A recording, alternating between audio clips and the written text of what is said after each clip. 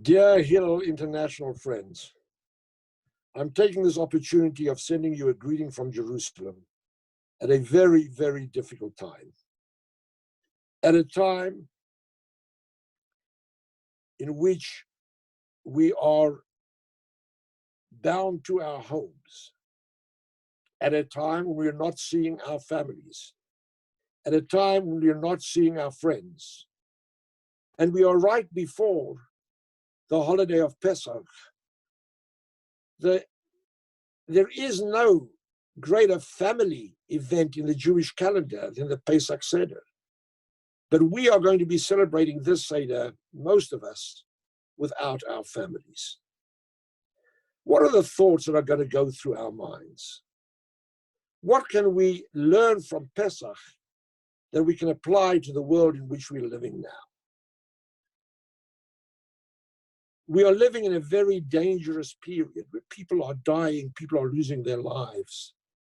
And the message that we're getting from doctors is, go back to being to your home. Go back to being you. Wow. Not because by being you is something that you are going to gain from, but if you are going to go back to being you, the world is going to gain.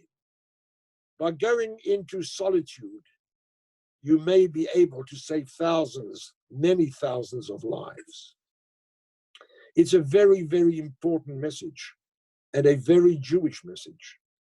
Because in the Friday night Kiddush, we are twice asked to remember. And those of you who know me know that memory is what I always talk about. We are twice asked to remember. Once we are asked to remember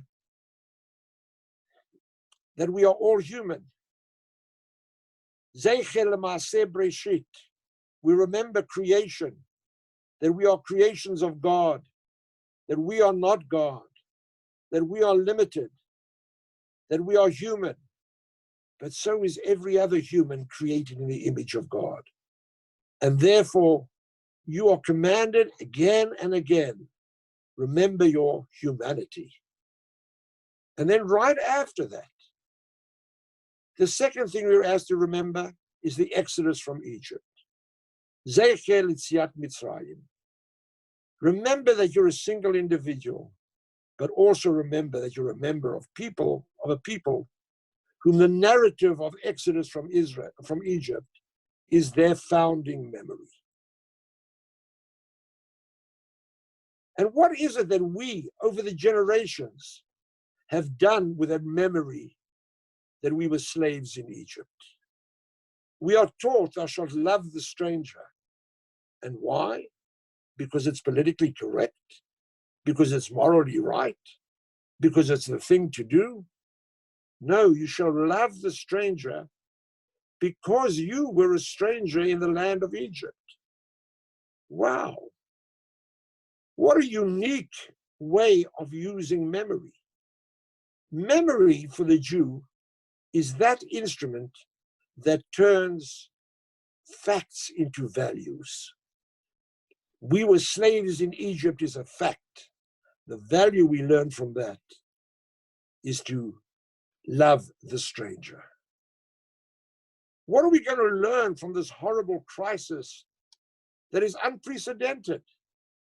None of us know a single person in the world who remembers an event like the coronavirus. What are we going to remember out of this amazing event? We're going to be alone on Seder nights with very small groups. It may be a great time to think about it. Of course, we're going to wash our hands as we always do at a Seder.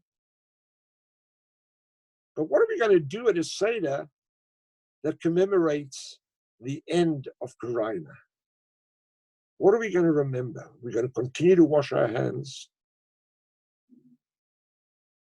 And we're going to look at the plate that's on our table. And we should ask ourselves, what do we think should be on that plate? When I think of that today, there are certain things that I think are very important that they be on that plate. Number one, is a connection between our narrative as a people and our responsibility to the world. Go out into the world from your solitude, but go cautiously. First, rebuild the ties with your family, your expanded family, and your community, then your people, and then as a member of the people, build the relationship with the world. Don't rush again into the globalism, but rather move cautiously in that direction. The thing that we would have on the Corona Seder plate, I think, would be a bottle of AccuGel, a combination of alcohol and gel with which you really, really clean your hands. Remember to try to go through life being clean of guilt, trying not to be corrupt, trying not to corrupt others, trying not to support leaders who are corrupted. I would also see a mask on that Seder plate, a mask which covers your mouth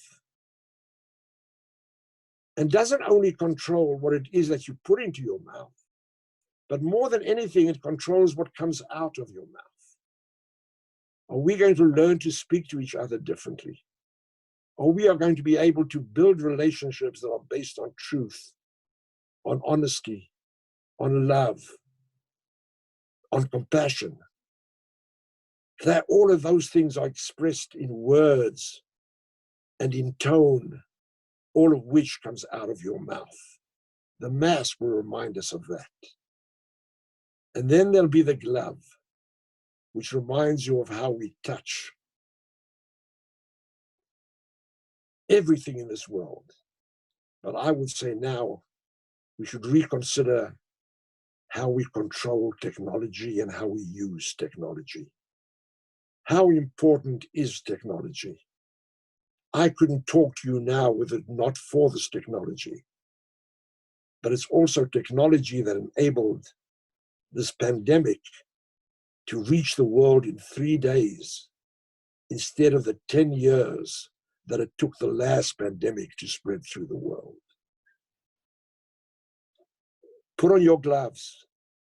Control the way you touch. Control the way you speak. Control the way you commit yourself to a better world ahead. Let's use this Seder to be very Jewish and to use memory as a tool for taking the fact of this experience and turning them into values. If we do so, we will build a better world than the world we had. I don't think I can wish you a happy Pesach, but I can decidedly wish you all a meaningful Pesach. Use it in order to give meaning, to think of the volunteers, to think of the doctors, to think of the nurses who are giving so much, to think of the unique volunteerism that is being expressed everywhere, and to set that as a standard for our behavior in the future. Chag Pesach, im efshar sameach, but at least it should be meaningful. My best wishes to you all.